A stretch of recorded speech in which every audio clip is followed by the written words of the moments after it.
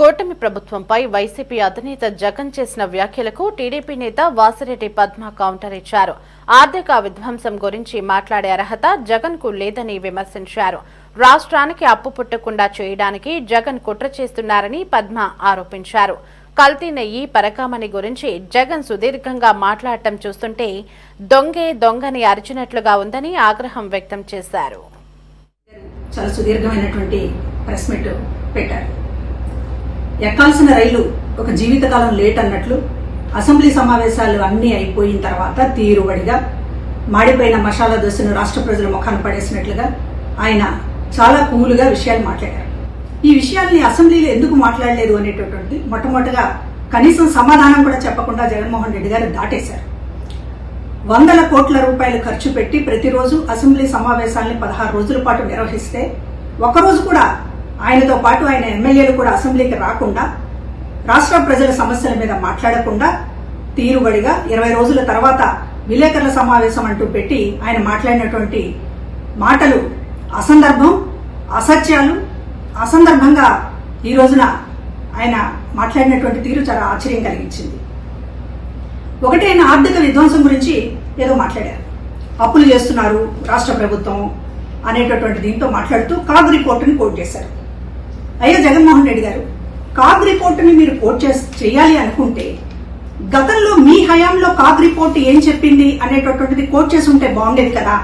CAG report మా ప్రభుత్వానికి చాలా కితాబిచ్చింది అని మీరు ఏదైనా చూపించదలుచుకుంటే ఆ స్లైడ్ ఎందుకు వేయలేకపోయారు? కాగ్ రిపోర్ట్ ని ఆధారం చేసుకుని మాట్లాడాలి అని అంటే మన ప్రభుత్వానికి కాగ్ రిపోర్ట్ ఏమన్నా కితాబులు ఇచ్చి ఉంటే అది రిఫర్ చేయాలి. కానీ మీకు మీ హయాంలోనూ మీ అప్పులకు సంబంధించి మీ ఆర్థిక విధ్వంసాన్ని గురించి కాదు చెప్పింది కదా, దాన్ని ఎందుకు సైలెంట్ మోడ్ లో పెట్టారు? ఇంకొకటి, ఈ ఆర్థిక విషయాలు మాట్లాడుతూ కేంద్రానికి మేము లేఖ రాస్తాం, కేంద్ర ఆర్థిక శాఖకి చేసిన అప్పుల మీద అని మాట్లాడుతున్నారు.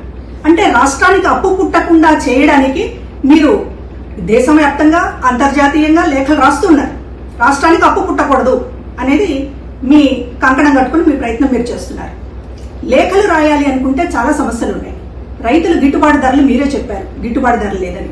గిట్టుబాటు ధర మీద ఏ రోజు కేంద్రానికి ఒక్క లేఖ రాయకుండా ఇవాళ అప్పు పుట్టకుండా చేయడానికి మాత్రం లేఖలు రాస్తానడం రాష్ట్రం మీద మీరు అన్న కత్తిగట్టారా జగన్మోహన్ రెడ్డి గారు?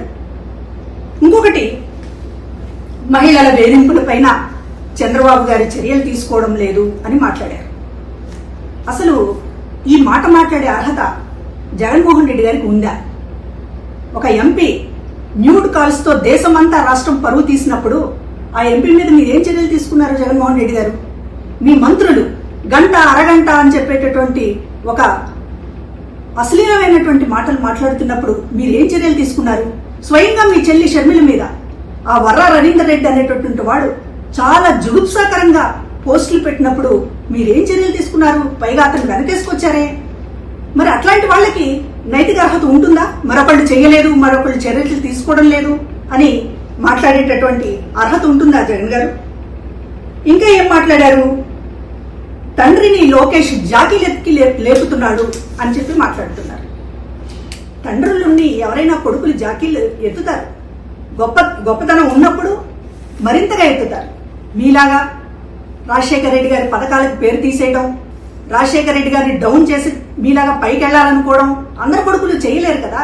కాబట్టి లోకేష్ గారు తండ్రిని ఎత్తుతారు ఖచ్చితంగా.